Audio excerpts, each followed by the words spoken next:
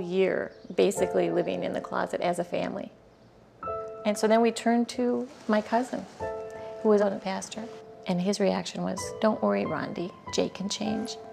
And he set us up with a Christian counselor, and she told us that we shouldn't really accept Jake as a gay person because then he won't try to change. She was initially told by pastors that I could change. I remember one day she brought me the Mayo Health book. We talked about homosexuality and how for some people they can have phases in their life where they have same-sex attractions, and it doesn't necessarily mean they're gay. And she said, "Jake, could that possibly be the case with you?" They thought that maybe he thought he was gay but wasn't actually gay, which I obviously disagreed with, because seeing the pain that he had gone through in the year before, I mean, if he wasn't gay, there would be no reason to endure that.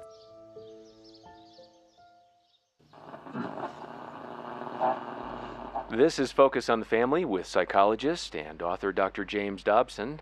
Now, today we want to talk about the prevention and treatment of homosexuality in boys.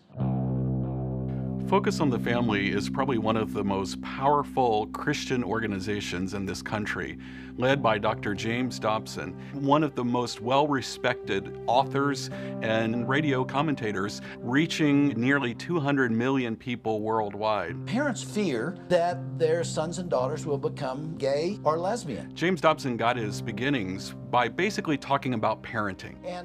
He has no theological training whatsoever, but he claims on the airwaves to be the lone interpreter of what is God's will for everyday families in America. Homosexuality is condemned. So while he talks about raising children, he also talks about the destruction of the family by gays and lesbians. If the definition of marriage should change, the family as we know it will die, and with it will go everything else that sits on that foundation. He's even gone so extreme as to say that gays are comparable to Nazis and how they will destroy the Christian foundation of this country. Dr. Dobson and Focus on the Family have a program they call Love One Out. And they also call it reparative therapy. They say their aim is to prevent or to treat, to change homosexuality.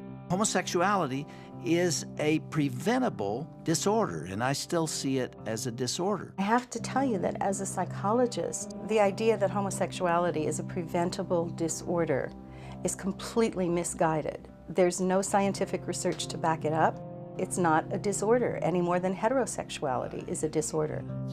Dr. Dobson tells parents that if your child tells you he or she is gay or lesbian, then you should not say, well, that's okay, you should not try to accept them, but you should try to get them changed. That is exactly the opposite of what you should do. It's the way to devastate your child.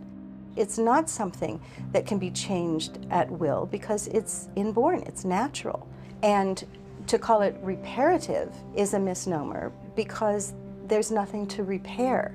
The truth of the matter is there are tens of thousands of people who have come out of homosexuality. Religious conservatives will tell you that they know many, many people who've been through Love One Out or reparative therapy and that they have stopped being homosexual.